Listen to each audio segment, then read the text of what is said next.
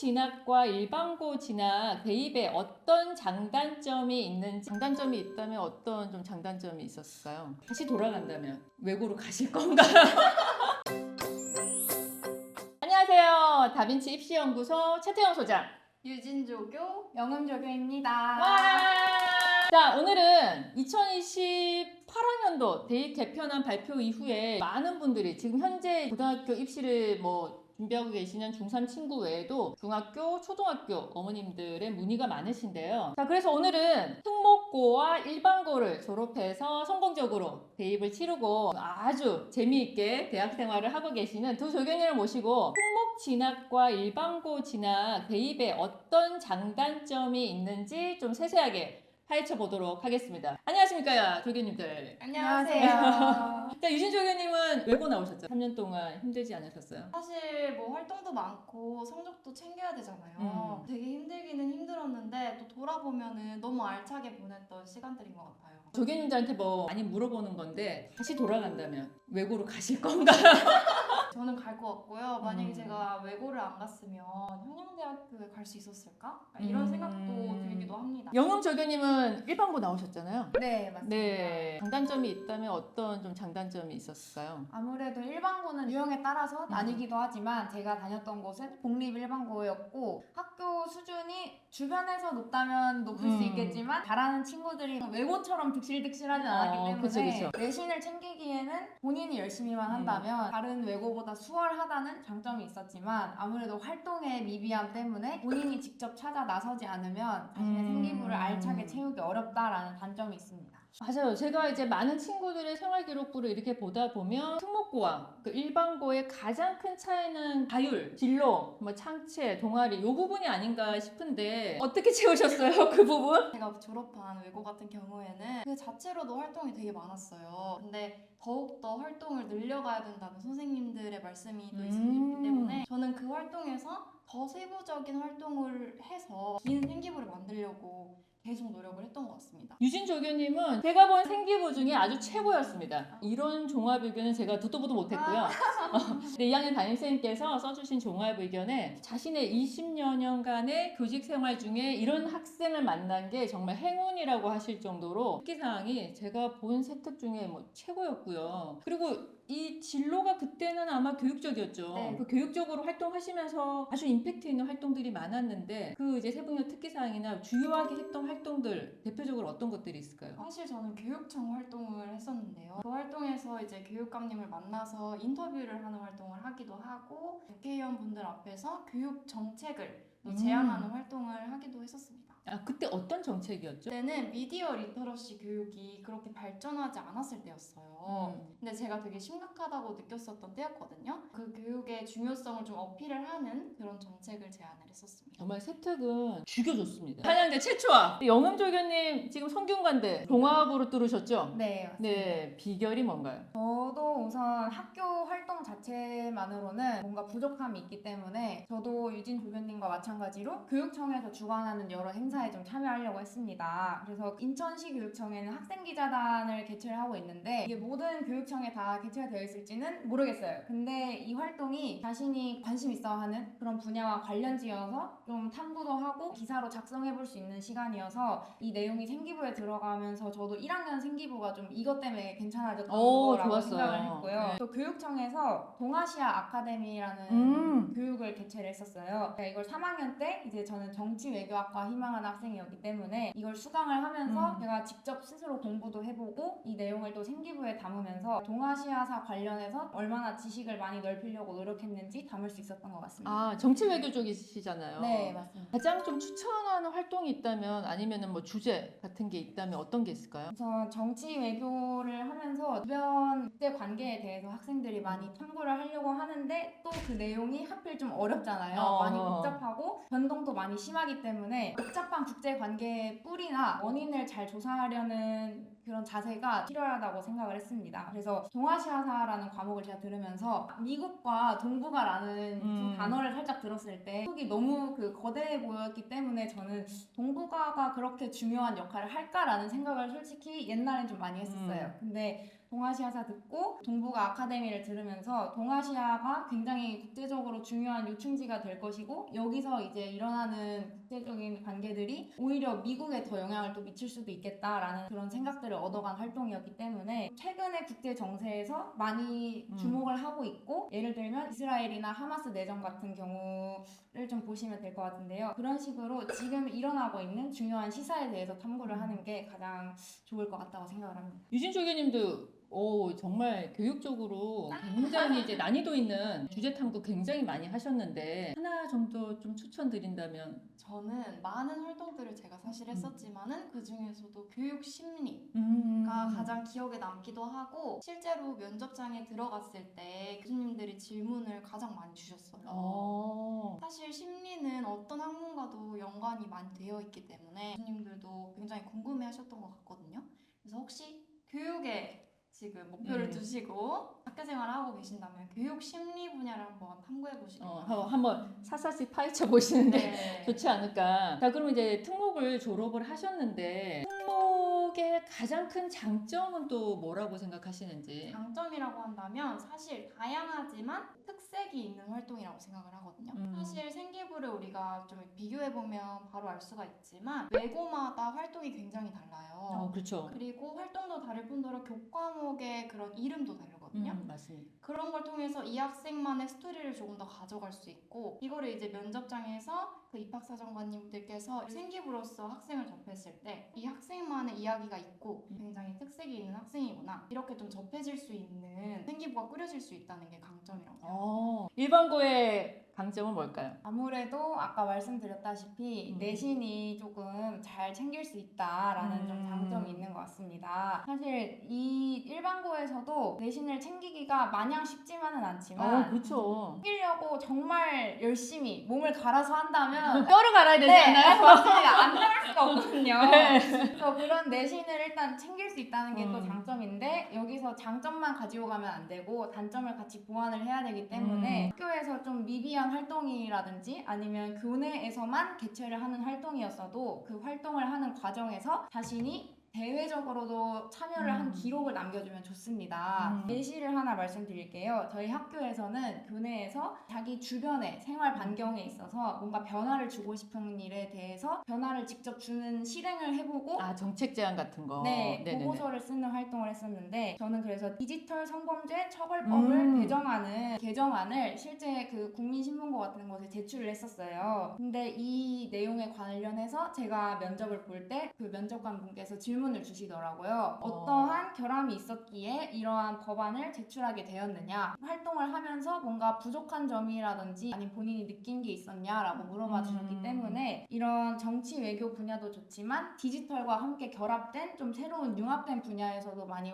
좀 활동을 하고 이끌어 나가려고 하면은 면접관 분들께서 이끌어가고 리더하는 거를 좋아하는구나 생각하실 것 같습니다. 맞아요. 사실 이 생기부를 꾸리는 데 있어서 전문적인 지식도 물론 중요한데 내 생각 맞아. 이 활동을 통해서 내가 어떤 생각을 하게 됐고 어떤 활동들을 앞으로 하고 싶은지가 좀 드러나면 그게 제일 좋을 것 좋죠. 같아요. 그죠? 네. 특목고와 일반고의 사실 세특에서 가장 비교되는 게 그 자율활동. 보통은 이제 일반고는 학교폭력, 땡땡땡 몇 시간 이수함, 이러한 교육 땡땡땡 이수함 이렇게 이제 끝나는 경우가 많은데 사실 특목은 교과 세분야 특기사항으로 채워지는 경우들도 많고 탐구 내용으로 채워지는 경우들이 많거든요. 그래서 앞에 있는 부분, 자율, 동아리, 그다음 진로, 특히 진로 700자씩이나 되지 않습니까? 진로란을 좀 살리기 위한 노하우가 뭐가 있을까요? 일단은 학급 내에 소그룹을 만드는 거예요. 만약에 제가 교육에 관심이 있다면 교육에 관심이 있는 다른 학생들과 소그룹을 만들어서 우리끼리의 연구를 진행을 하고 그거를 정해진 날짜에 수업 시간이 있지 않습니까? 그렇죠. 그 시간을 적극적으로 활용을 한 겁니다. 그래서 그 시간에 발표도 하고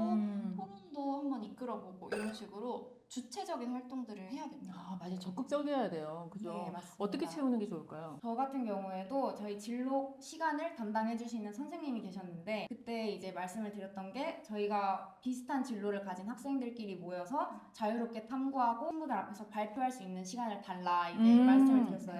허락을 받으신 거군요. 네. 이렇게 하셔야 됩니다. 허락을 좀 구해보세요. 보통 그런 시간에 자율학습 시간을 주시거나 아니면 책 읽고 보고서 써서 네 하시는 분들이 되게 맞아요. 많아서 안 된다고 하실 수도 있더라도 일단 지르고 보셔야 됩니다.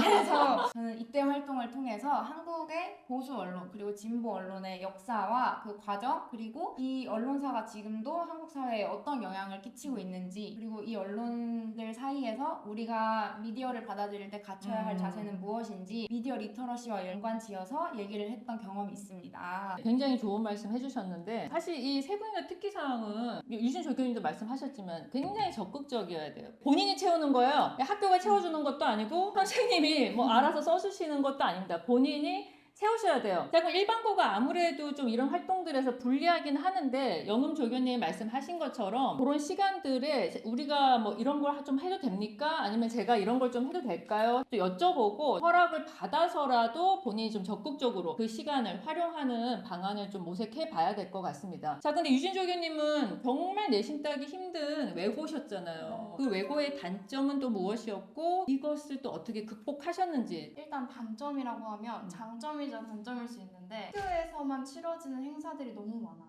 사실 이 행사에 참여하려면 참여하는 것만 중요한 게 아니라 준비도 해야 되고 맞아요. 그리고 그 행사 자체를 짜기 시작한다면 그걸 또 만나서 짜는 시간도 필요하고 이런 시간들이 필요한데 또 그거와 동시에 내신도 챙겨야 되고 수행평가도 굉장히 많아요. 세트게 써야 되니까 수행평가를 더 맞아요. 거대하게 해야 되고 이 시간을 조절하고 좀 균형을 잡는 게 굉장히 힘들었었어요.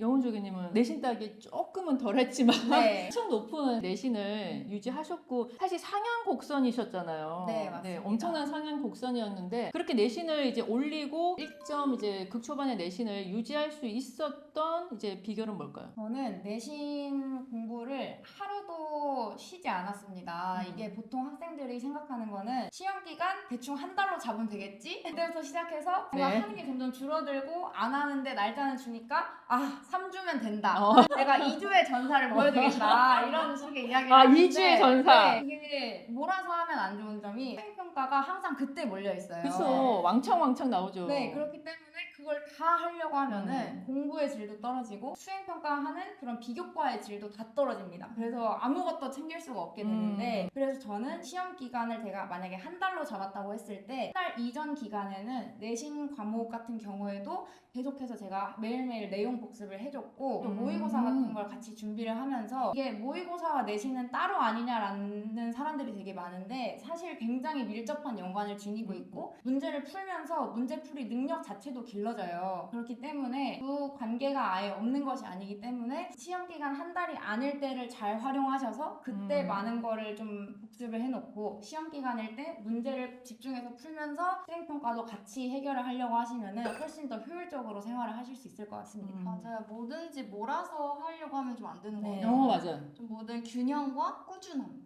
그러니까 이게 이 학종의 정말 포인트인 것 같아요. 꾸준함. 네. 제일 어려운 거 아닌가?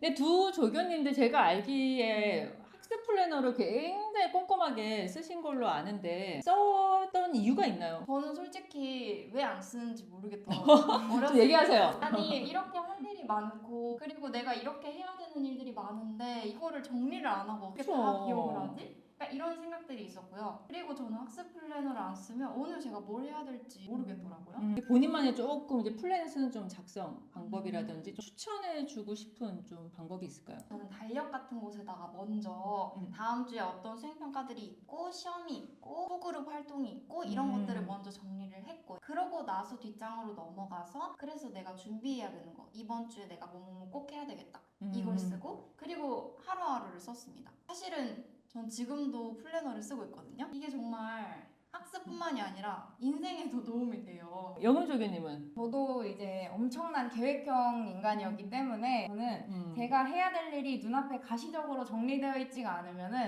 뭐 해야 되지? 라는 그 불안한가요? 짜증과 불안함이 막 가득 차올라요. 그럼 이제 거기서부터 하기가 싫어지거든요. 그래서 저는 제가 지금 현재 있는 날짜를 기준으로 앞에 있는 시험 기간과 이제 비교를 했을 때 전체 달의 기준으로 플래너를 먼저 짜요. 그래서 요 달에는 뭐 이렇게 주별로 이제 나누면서 시험 바로 전주에는 바로 복습을 해야 되니까 음. 그 전주엔 어떤 걸 끝내야 되겠고 그 전주엔 뭐가 필요하고 이런 식으로 이제 역행을 하는 순서로 좀 플래너를 짰었는데 그게 도움이 됐던 점이 뭐냐면 플래너가 너 오늘 이거 해야 돼. 그러니까 이걸 꼭 지켜라는 의미만 있는 건 아니에요. 그래서 뭔가 내가 자유롭게 공부를 하다가 아, 나 여기가 좀 부족했다. 이걸 깨달았으면은 오늘 그 부분을 더 파고 오늘 할 걸 내일로 살짝 미뤄도 괜찮겠다라는 식으로 그런 지침을 주는 용도일 수도 있기 때문에 너무 그 계획을 지켜야 된다라는 강박을 안 가지시고 본인이 부족한 거를 더 발전시키면서 일부 수정해 나가도 된다고 저는 생각을 해요. 근데 이게 잘못된 경우로는 아, 오늘 계획 안 지켜도 된다고? 그럼 내일로 미뤄! 이렇게 되는 게 살짝 문제이기 때문에 네, 본인이 맡은 일에는 최대한 책임감을 다하고 모든 것을 끝내려고 하되 더 탐구하고 싶은 공부라는 이유 때문에 공부를 미루는 거는 저는 괜찮다고 생각을 합니다. 융통성 있지만 책임감 있게 플래너를 작성해 주시면 좋을 것 같습니다. 네, 가장 제가 좋게 이렇게 말씀드리고 싶은 팁은 우리가 이제 계획을 세우면 다 할 수 없잖아요. 그쵸? 그럼 예를 들어서 14페이지까지 내가 하려고 했는데 8페이지까지밖에 못했으면 그냥 X를 치고 넘어가는 게 아니라 저 같은 경우에는 다른 색깔 볼펜으로 내가 여기까지밖에 못했고 왜 못했는지까지 저는 상세하게 적어요. 이유를. 그래야 내일 여기 왜 안 돼 있지? 떠올릴 수가 있기 때문에 항상 상세한 기록 그리고 이유가 있으면 아까 말씀하셨듯이 미뤄도 괜찮죠. 네. 세모 괜찮나요? 세모? 그거는 매우 비추천합니다. 본인에겐 좀 객관적으로 엄격해지는 필요가 있다고 생각을 합니다. 자, 근데 이제 막상 지금 이제 기말도 다가오고 막 하잖아요. 그 내신 대비를 그 좀 제대로 하는 뭐 방법 같은 거 좀 노하우 있으면 조금 말씀해 주시겠어요? 특정 과목을 좀 예시를 들자면은 제일 어려워하시는 뭐 영어? 그렇기 때문에 또 영어 과목이 어마어마하죠. 한계가 아니었어요. 그렇죠. 회화도 있었고 심화 영어, 그다음에 기본 영어. 범위가 어마어마하지 않습니까? 근데 모의고사가 전년도 모의고사부터 그쵸. 올해 모의고사까지 한 6회분 교과서까지 했는데 거기 곱하기 3이었어요. 그래서 되게 많은 양이었는데 사실 일반고에 계신 분들도 그렇고 통합고에 계신 분들도 요즘에는 영어가 되게 어려워졌다고 하더라고요. 맞아요. 그래서 제가 학습 코칭을 하다 보면 늘 질문을 받아요. 이 영어가 되는 건지 안 되는 건지 모르겠는데 어떻게 공부를 해야 되냐 질문을 받는데 가장 중요한 거는 반복입니다. 이거를 외우지 못해요. 이건 현실적으로 양이 너무 많기 때문에. 맞아요. 그대로 나오지 않잖아요. 네. 그리고 어떻게 외웁니까? 너무 좋아요. 이건 계속해서 반복을 해주면서 내가 문제지를 딱 받았을 때 몇 년도에 몇 월 달 알 정도로 내가 반복.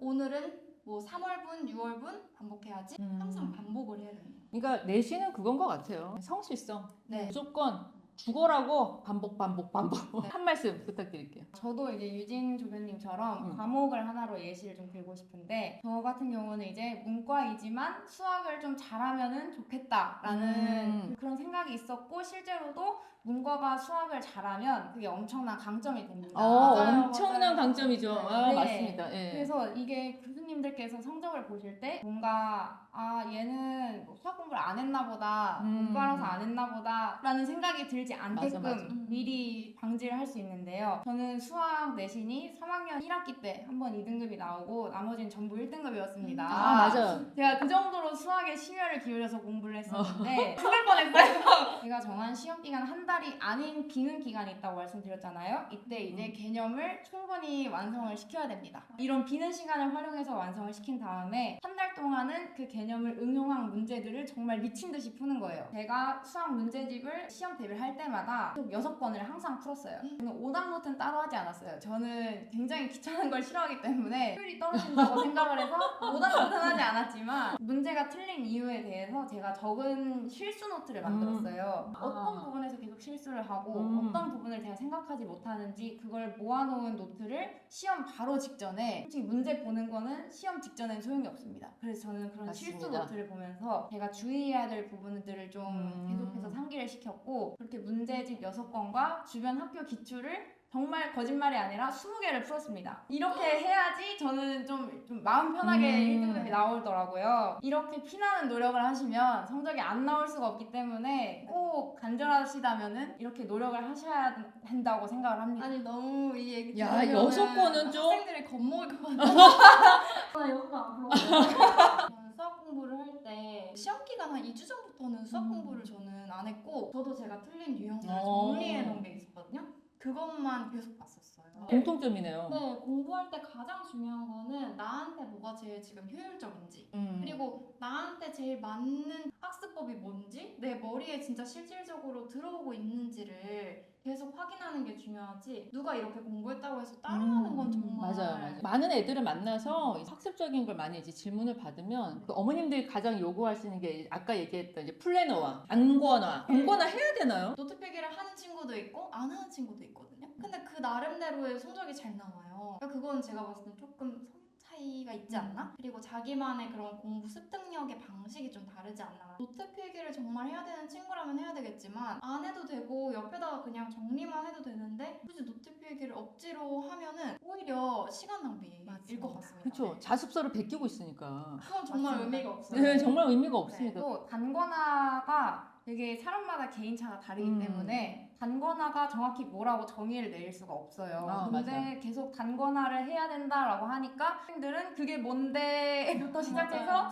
뭔가 갖가지 쓸데없는 정보까지 다 담아야 될 것 같은 마음에 책을 펼치면은 글자가 수두룩 빽빽이라서 뭘 봐야 되는지도 몰라요. 그렇죠. 그래서 이런 단거나보다는 저 같은 경우에는 정치화법 과목을 했었는데 굉장히 암기가 중요한 과목이기 때문에 이건 제가 필기를 강의를 보면서도 했고 강의가 끝난 후에는 제가 필기한 내용을 정말 달달달 외워서 제가 필기했던 모든 내용을 보지 않고 백지에 똑같이 써내는 연습을 했었어요. 맞아요. 아, 백지 테스트. 네. 저도 그걸 했었는데 저는 그렇게 필기하는 내용을 하기도 했지만 전 목차를 외웠거든요.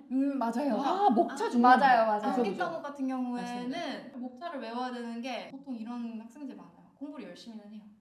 근데 너 오늘 뭐 공부했어? 뭔지 몰라. 맞아요. 맞아. 내가 이 맵에서 지금 어디에 위치해 있는지 정확히 알아야 길을 잘 갈 수 있는 거 아닙니까? 목차를 잘 외워놓고 내가 지금 어디를 공부하고 있는지 정말 제대로 된 공부를 할 수 있는 거죠. 그래서 저는 목차를 외우고 그걸 백지를 했어요. 저는. 맞아요. 아, 맞아. 특히 암기 과목 같은 경우에는 맞습니다. 특히 이제 정법도 그렇고 뭐 사회문화, 특히 이제 역사 관련 당연히 목차 아셔야 되지 않아요? 맞아요. 그래서 연표를 네. 만드는 거기도 하거든요. 그쵸. 네, 맞습니다. 자, 그러면 지금까지 특목고와 일반고의 장단점, 그리고 이제 학습 방법 등을 이제 자세하게 얘기를 나눠봤는데요. 자, 유진 조교님부터 특목고의 장단점과 이러한 단점 극복해서 성공적으로 대입을 치를 수 있는 방안에 대해서 좀 조언 부탁드립니다. 일단은 특목고 같은 경우에는 단점 먼저 설명을 드릴게요. 단점은 균형을 못 잡으면, 즉 균형이라고 하면은 내신과 활발한 활동의 균형을 못 잡으면 무너집니다. 그런 학생들은 굉장히 학교 생활을 힘들어하기 시작하죠.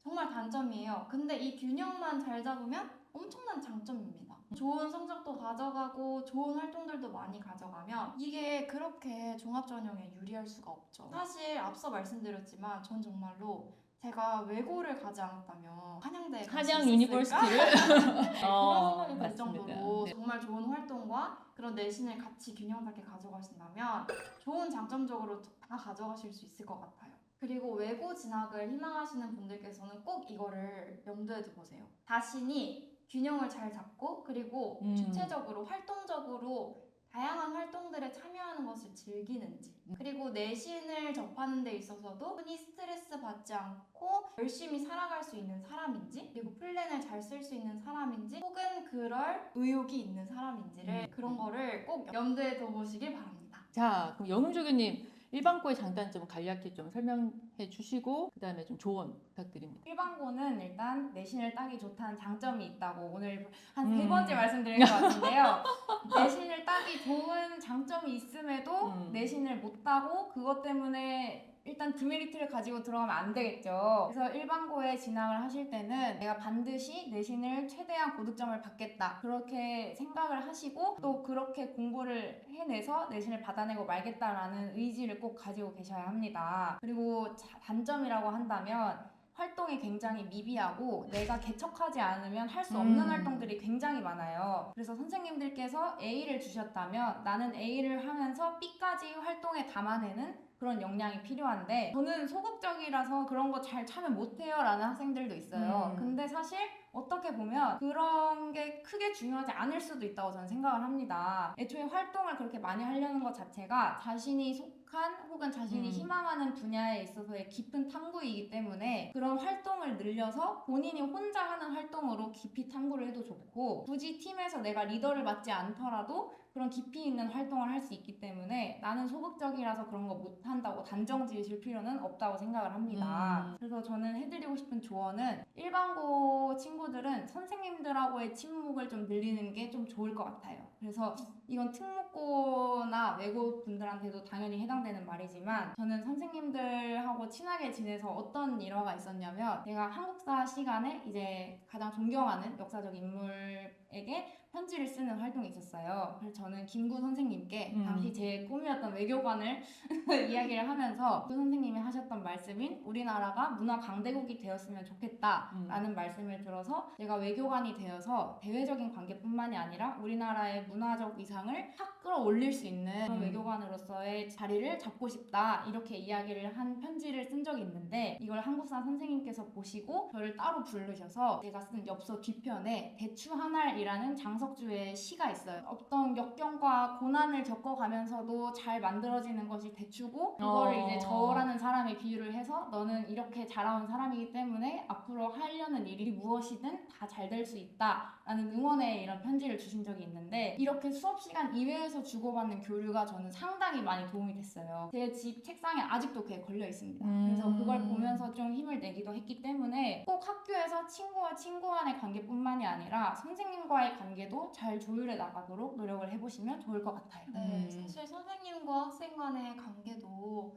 하나의 이제 인간관계이기도 하고 꼭 학습적으로 도움을 받는다는 생각은 그쵸. 버리시고 인생의 멘토로서 그리고 인생 선배로서 이제 제가 나아갈 수 있는 방향들에 대한 조언도 얻고 이 고교 생활의 힘듦을 같이 이겨낼 수 있는 그런 선생님으로서 향후 관계를 맺었으면 좋겠는 바람입니다. 두 조교님들 너무 좋은 말씀 많이 해주셨고 지금 현재 대입 개편안 때문에 올해 지금 고등학교 준비하고 계시는 중학교 3학년 어머님들 학생들 문의가 굉장히 많은데요. 사실 어느 고등학교에 들어가든지 본인이 좀 적극적으로 활동하고 내신을 챙기고 또 본인의 세부인력 특기사항을 채워가는 것이 본인의 성공적인 대입을 위한 준비 방향이 아닐까 하는 생각이 듭니다. 오늘 너무 좋은 말씀 많이 해주신 유진 조교님과 영음 조교님 너무너무 감사드리고요. 우리는 다음 시간에 유진 조교님께서 이제 준비하셨던 교육학과 네. 추천 습득과 보고서 작성 요령 등등으로 그리고 또 영음 조교님께서 준비하셨던 정치 외교학과 또 국제학과 추천 세특과 보고서 작성 요령 등등을 가지고 다시 찾아뵙도록 하겠습니다. 감사합니다. 감사합니다.